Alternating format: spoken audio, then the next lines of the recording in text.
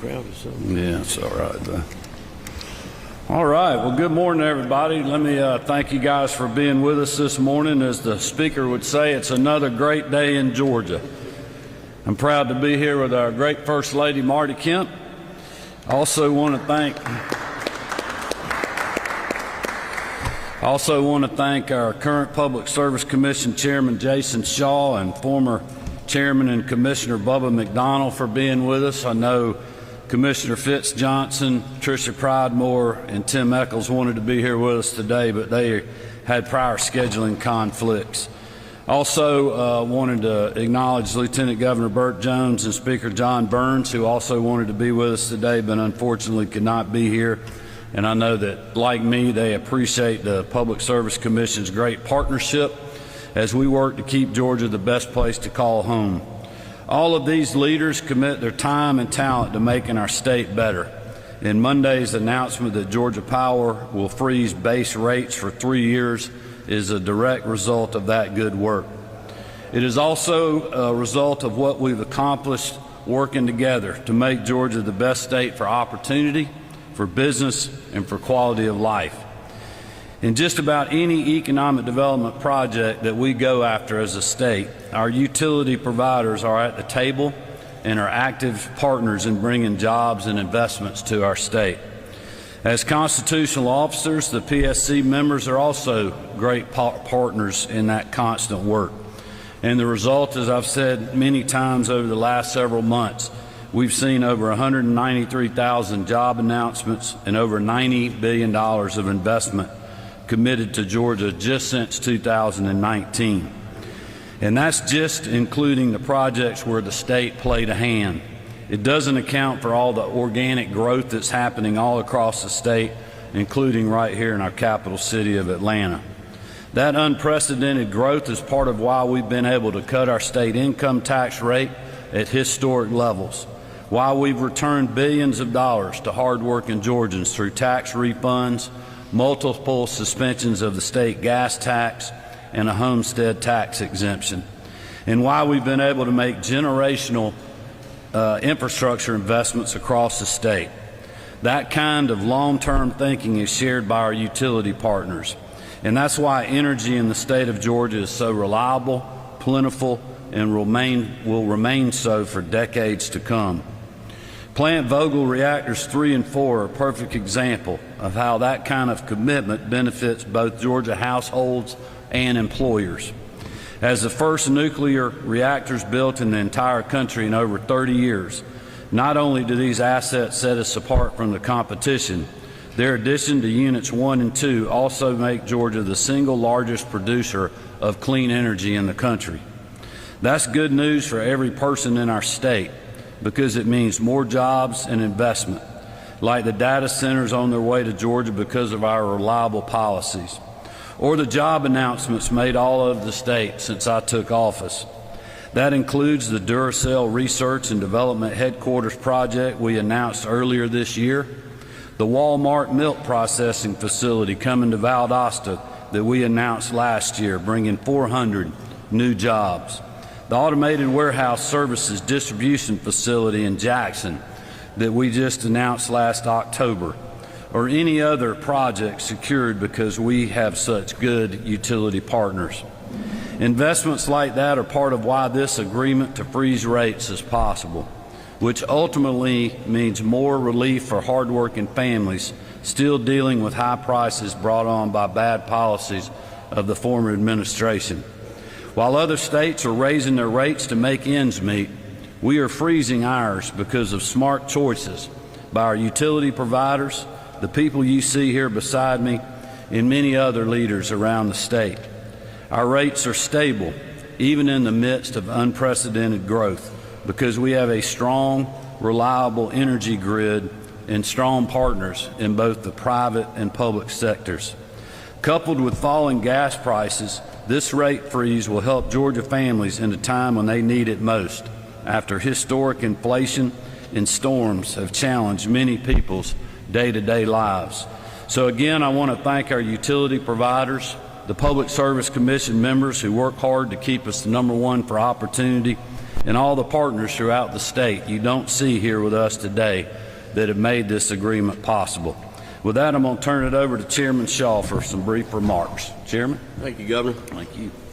Thank you, Governor. First Lady Kemp, I appreciate y'all having us here today, and thanks to everyone for showing up. On behalf of Commissioner McDonald and myself and our colleagues, Commissioners Pridemore, Eccles, and Johnson, who couldn't be here, unfortunately, we say thank y'all for allowing us to do what we do best. Lord, this state, thanks to the leadership of the governor and prior governors and the General Assembly, has put us in a position like we've never seen before with regards to the policies that have been enacted that have put us in this growth position, and we're able to take advantage of that. And at the Public Service Commission, we're just proud to play a role in that and with regards to economic development. We would never have this kind of reputation and this designation that we've maintained for so long now without reliable utilities and competitive rates. And that's what we guarantee you. That's what we work on every day with our hardworking staff. We've got Tom Bond and Tom Krause here. Tom Bond's our Director of Utilities that's been with us so long. He's worked really hard on this agreement. This is a pending decision, so I'm not going to go into a lot of details on it, but if you want to, Tom is here. But I can tell you this, all of our neighboring states that are regulated around us are going through massive rate increases right now. We certainly have not been immune to inflationary pressures with regards to electric and energy prices in this country. And energy prices have been higher during this inflationary period than even groceries that we all see and feel every day. But we have not been immune to that in Georgia. We've invested in our grid and our system like we've never done before so that we can accommodate this level of growth, and that's why we have the capacity and we're in the position, the unique position, to take advantage of this, and that's one of the reasons why these companies are coming to Georgia, and we're proud of that. We're proud to be the #1 state in the country for business, and we're going to continue to work hard to maintain that reputation and do everything it takes, and what it takes is reliability and affordability.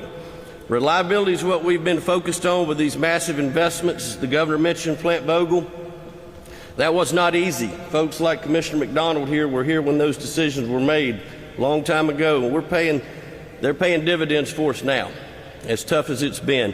But today I'm proud to stand here with you, Governor, and all of you, and say that we are proud of the hard work that our staff has done with working with all the utilities in our state to keep us in this position.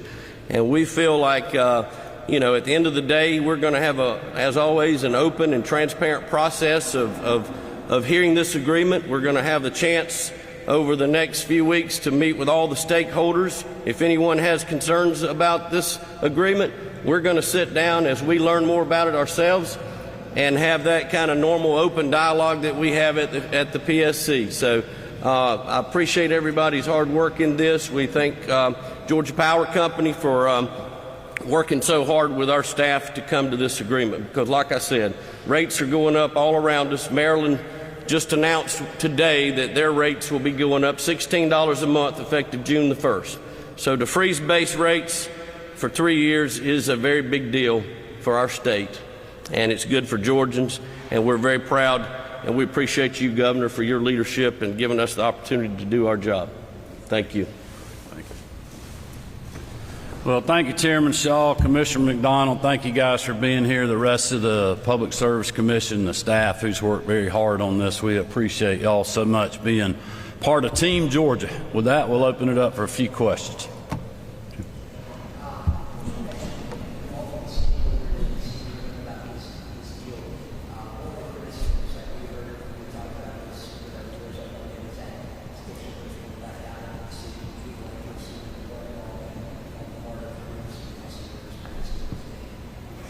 Well, I mean, I'll let the chairman, I don't know if he can speak much to that or not. I can just tell you from my perspective, I would think the broad base of public would be good with freezing rates here in our state for the next 3 years when you see literally states all over the country that are raising rates.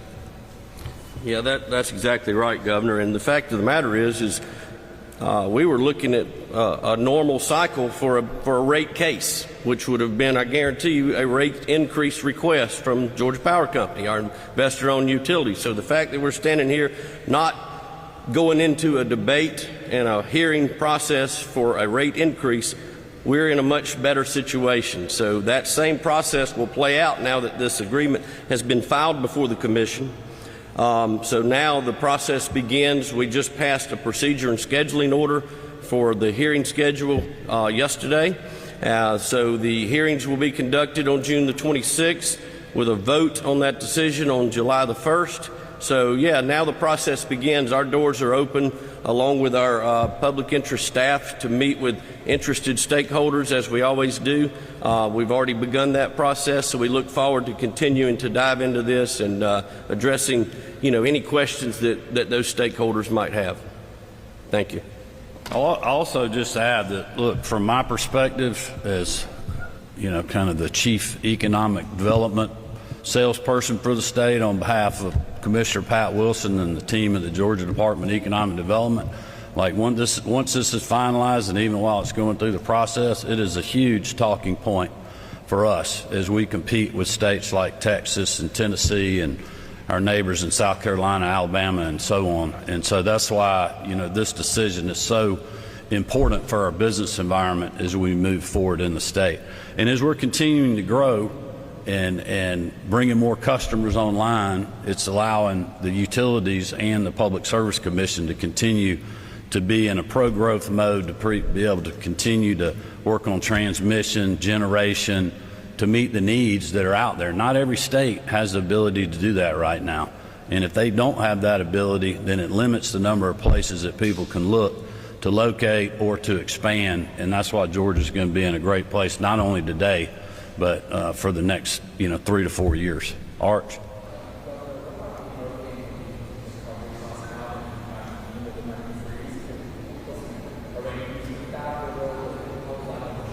Well, I'll let the chairman speak to that.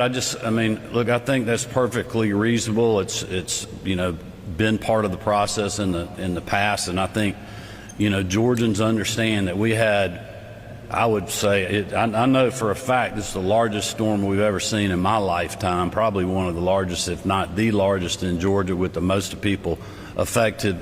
All our utility partners experienced extreme cost. We did in state government. When you think about we're dealing with that on the National Guard perspective right now, DOT, Forestry Commission, Department of Natural Resources, State Patrol. Everybody outlaid much more resources that at the end of the day, we got to end up figuring out how to pay for those things. And so I know the public is understanding of that. But I think the good news for right now is rates are going to be frozen. I'll let the chairman add anything else. Yes, sir. So, yeah, what the governor said about the storm recovery costs, no one can argue that those are reasonable and prudent expenses in the traditional rate-making process. I will add that, like the governor said, that all utilities, whether it was the co-ops, the munis, or the investor-owned utility, have experienced unprecedented expenses with regards to, as someone from South Georgia, 3 hurricanes in 14 months, we've seen it, but Hurricane Helene was by far the worst. The price tag on that is a big one. And we will have they will file something with us next year and allow them to come in, and we'll debate that at that time. We also have a fuel case next year, which is every 3 years. The fuel case we had, the last one was a really rough one with a very large number for unrecovered expenses for fuel costs because of what had happened during that period. So we look forward to having another fuel case next year, which I think will be a lot better situation than we were in 2 years ago.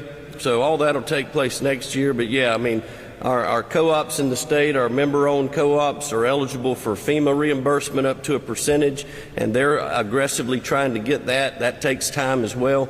But our investor-owned utility here will have to forego, as a result of this agreement, trying to come to us to put all of this infrastructure cost that they're making into the rate base. But we will, according to the staff agreement that we will take up soon, that they will be able to come in and have a case to deal just specifically with storm recovery cost.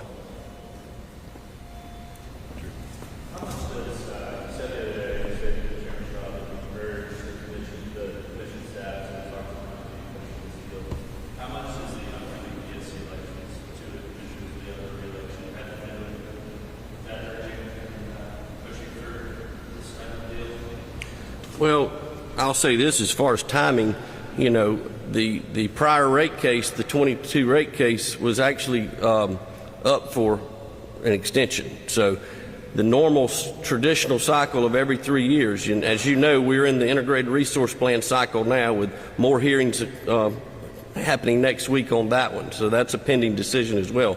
But traditionally, we go straight into a rate case after an IRP. So this agreement delays that and it freezes that for 3 years. So the timing is in line with exactly where we would be. So the company would have to be filing something, either a rate case or something like this, dealing with a rate case at this time anyway.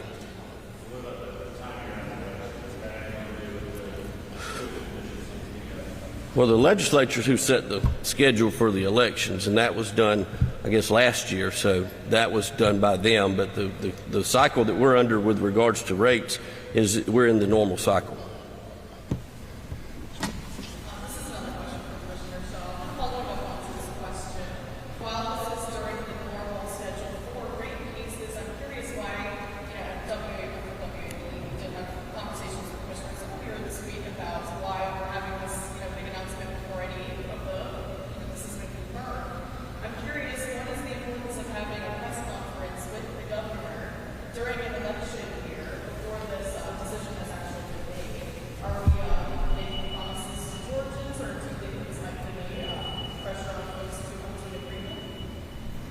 Well, I would just say that we're here having a press conference because this is good news.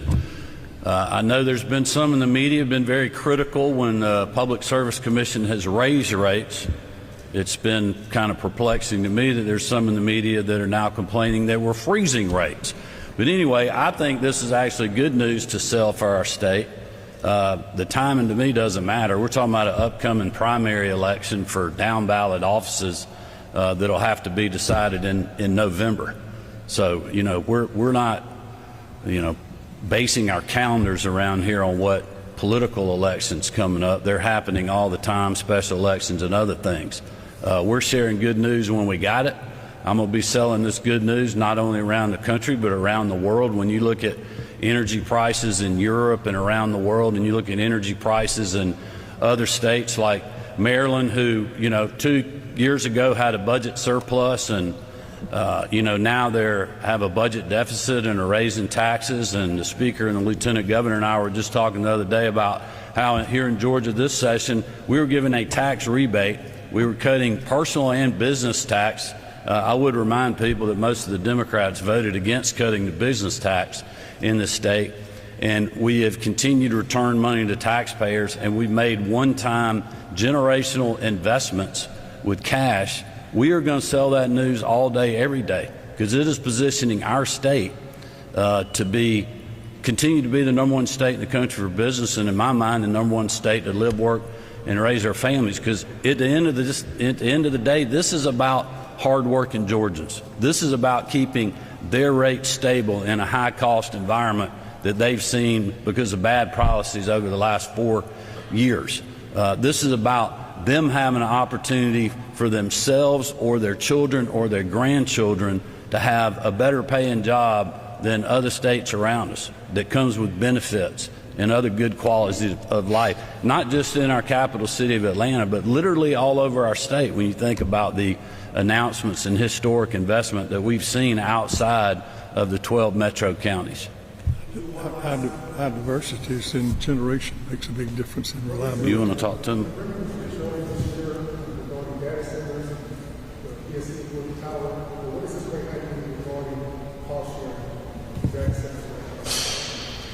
Well, you're referring, I think, correct me if I'm wrong, to the recent changes we made that we adopted to our rules and regulations as it pertains to how we deal with large load customers like data centers. So we did not limit that to just data centers. Our new rule says any customer over 100 megawatts or greater, which is what we're seeing more of as a result of data centers in particular. But our state's experiencing unprecedented load growth as a result of a massive industrial development, not just data centers. So that rule that we adopted, that staff worked really hard on again, is part of the reason we're able to stand here today, in my opinion, and say that we're able to do this that other states aren't able to do, because we're able to show that the revenue from these large load customers is indeed putting downward pressure on rates for others. And quite frankly, the fact that a lot of other states, I'll use the co-op in South Carolina, just in the last few days have announced that they're basically taking what we're doing and copying it there. I think folks are recognizing that we've struck a good balance there once again with regards to how we're dealing with this growth. And I think at the end of the day, it allows us to continue to reliably serve them. It allows us to reliably, deal with storms that we've been dealing with.